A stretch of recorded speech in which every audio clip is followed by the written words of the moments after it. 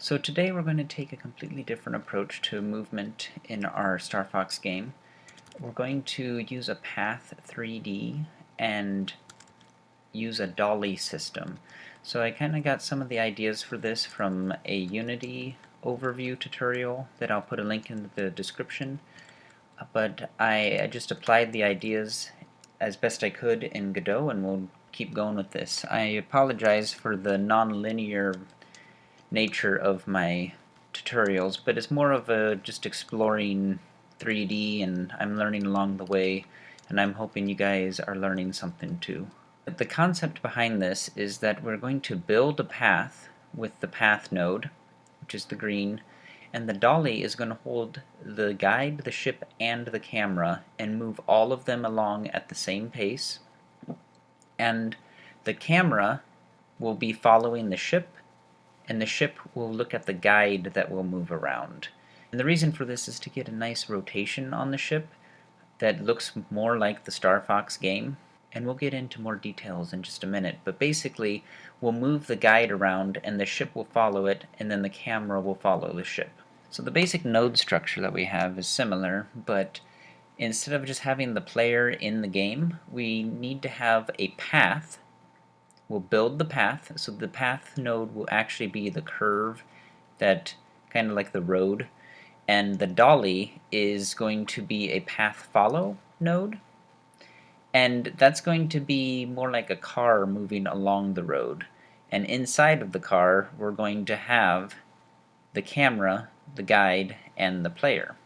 So when you're making a Path 3D, I highly suggest that you use these top view and the left or right view, and you use that to build, because it's difficult to move points around in 3D space unless you line up on one of the axes. So if you go to the top view, you can move it, or you can move points around, and I suggest that you keep the curve pretty straight, because it looks a little bit awkward if you make great big curves into the game, and we'll explore more with that in the future, but right now we're just trying to get the movement down. Also, another thing about the path node, before we get to the follow, is when you have a 2D version of this, a Path 2D, you have these nice little buttons at the top that you can add points, and that's easy enough to find in the 3D version. The symbols are the same, but it's very jagged. If you just add points and have your ship following along, it'll just immediately switch directions, and you want to add some Bezier curves, which there's a nice little button in 2D. But in 3D, we don't have that button. When you have the node selected and you try and move points around, it'll just move the point and not actually make a Bezier curve, and the shortcut is to shift click a point, and then it'll give you your nice little extra points to make smooth curves for your ship. And that's, I guess, a tip for 2D too. The shortcut is 2D, or the shortcut is shift click. That way you don't have to click up here all the time. You can just stay in the selector and shift click. So the next thing is the dolly, and really the only thing that I changed on here is the rotation. Instead of having it be XYZ, which I believe is what the default is, I changed it to none. That way our camera is always looking forward, just like in the StarFox game. We don't want to actually rotate that much. We can look into that if we want to change that in the future, but for now we're going to keep it simple by just changing it to none. What we'll be changing in the code is actually the offset. Now, it can be a little bit confusing since there's an offset and a unit offset. So the unit offset is, the idea is you take the entire length of your curve or your path and you normalize it down to 1, or so between 0 and 1. So you can use that, but it's often a lot easier to just use the offset, and that measures the distance of your curve, and you can use it very similar to what you use normal move and slide vectors and velocities. You just set your velocity to 50 or 100, and it'll move along the path at that speed, opposed to worrying about the ratio of how fast you're moving to the length of your path. So inside of our Dolly, we have our camera, which is going to follow the player. We have our position guide, which is going to be what the player is going to be looking at, and we're going to move around. And then we have the actual ship. Now, like I said, the grid map is just a quick map that I threw together. We're not going to procedurally make anything right now. And then the bullet container is just for future use of shooting. So currently, while figuring this out, I actually have all of the movement in the game script. It's going to control the dolly, the camera, the position guide, and the player. Instead of having a whole bunch of different scripts that are shooting information all to a game node where it has to figure it out, I just wanted to keep it simple while I figured everything out, and we'll decide later if I need to split up and keep things a little bit more autonomous between each other. We're going to get references to the guide, the player, and the camera. So we're going to set a few variables of the dolly speed, the strafe speed, turning left, turning right, and we're going to actually keep track of our Z rotation, which I'll show you later. And then we're going to work on our barrel roll. So in the physics process, we're going to first just move the dolly along the path. And this is where we're going to set the offset by our dolly speed multiplied by delta. Then we will get the input, we'll move the player, and then we'll move the camera. So in the get input, we're going to move the guide around, and we're just going to add and subtract from the origin. We're not going to worry about moving and sliding because remember it's just a position 3D. It doesn't really collide with anything anyway. It's just what we're going to be looking at with the ship. So we're going to also keep track of whether we're turning right or left. And here, if you comment this out, you can see exactly why I do it. So when you don't use those lines, if you let go of I'm not pressing any buttons, you are pointing way to the right and it looks bad. So I added these. If you aren't turning left or right, I want the guide to come back in front of the player. And so the difference is when you go and shoot way to the right, it'll come back in center in front of you. So the reason why this happens is I've clamped the guide and I've clamped the player so they can't go outside of the screen, but I've made the guide less restricted, so it has a larger rectangle that it can play in. That way, when I turn, I can actually shoot things over here. If the box was the same size, I'd be shooting straight ahead. And I wouldn't, when I'm on the right side of the screen, I would not be able to actually get or shoot any of the enemies that are over here. And that, I don't think would be a pretty obvious flaw in the game. So I want to be able to shoot the guys on the right side or the left side, but when I'm not pressing anything, the ship needs to come back to an idle state. And then we will also check to see if we're doing a barrel roll. So now that we've moved the guide, we have to move the player and rotate it to look at the guide. So first we're going to rotate it. And this is very similar code that I've had in my previous videos, so I'm not going to go into it too much.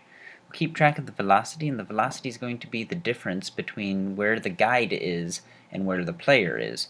But there's an offset of 50 on the z-axis because remember we put because if you look at my nodes, I put the guide 50 ahead. I just thought that was easier to keep track of than trying to split up the origin by X and Y. I could fit it into one line of code this way. And then I move and slide the player. I also clamp the origin of the player so it can't move outside of the window. And then I just pick numbers to see where I thought it would look best. And then I set the transform. Now, I have extra code here that I was trying out, and this doesn't have collisions. These commented out, but I haven't decided if this is really the best way, because I feel like I'm getting into trouble by moving and sliding the character and also setting its origin afterwards. I'm not completely sold on that yet, so I'm just keeping this code as another option, just commented out. It's okay to comment out code and just leave it there if you clearly mark what it is and how to use it. Comments are always very good. So another thing I wanted to add was some rotation on the z-axis, and again I'll just comment this out and show you what it looks like without it. And so it looks pretty rigid without some rotation to show that you're turning. And so to take care of that, I made a variable called zrot, or the z rotation, and I'm just going to rotate this with the lerp function, and I won't go past 90 degrees, which is what I set a variable at the top of the script to, and we will rotate to that if we're turning. If we are not turning, we will level back out. Now this other if statement is, I couldn't figure out how to really do a barrel roll with an animation player or anything, because I want to rotate 360 degrees no matter how I'm oriented. So how I accomplish this, I use a function. When I press the button to do a barrel roll, I call the function do a barrel roll. Then, as you can see at the bottom here, I capture what my goal is going to be, so my current rotation plus 360 degrees, and I'm going to turn barrel roll to true. Now, the reason why I do that is I don't want to be adjusting my rotation and trying to do a barrel roll at the same time. So I have to turn this section off for my barrel roll, and then I will apply the rotation here that I want. And when I accomplish my goal, -1, the reason for the -1 is you're lerping, and so it might take a long time to actually get to exactly plus 100 or a full rotation, and if you're pretty close, I mean visually you won't be able to see the difference. You just want to finish your barrel roll. So we'll turn barrel roll back off, and this line I also think is pretty important, because if you don't have this line, you will rotate back. So you'll do your barrel roll rotation and then you'll rotate back, because this is going to correct it, because it's going to, when you add rotation like this, it'll bring it above 360. So I'm going to just immediately set it to -360, because I know that's what I just added it to, and it'll, the small amount of difference between the amount that it actually rotated will be canceled out here and corrected when I'm just flying regularly. So actually I'll just comment this out. So two things, like I said. When I'm rotating, I want to rotate 360 from here. I don't want to have it level out and then rotate. I want to pick up exactly what my rotation is right now and rotate to that. And like I said, so this is, I commented this out, or I commented that line out, and that's why it's looking so funny right now, is you rotate and then it rotates back, and that's not what I want. So that's why I added this one, and as you can see, it just rotates, and since it's within, it's pretty close to the same rotation, just 360 degrees off, you don't even notice that it switched. And no matter where I set my rotation, I need to set the player rotation to the zrot that I'm keeping track of in either one of these. So just like I did with the player in the guide, I have the camera follow the player with an offset, and that's basically the same thing. So this is the final product, and we'll explore more with this. And I apologize for my non-linear teaching style, but basically I'm just trying to understand 3D, and share what I learn with you guys, opposed to really just showing you exactly how to push out a StarFox game. This is a lot of just experimentation. So I hope you enjoy, and we'll see you in the next video.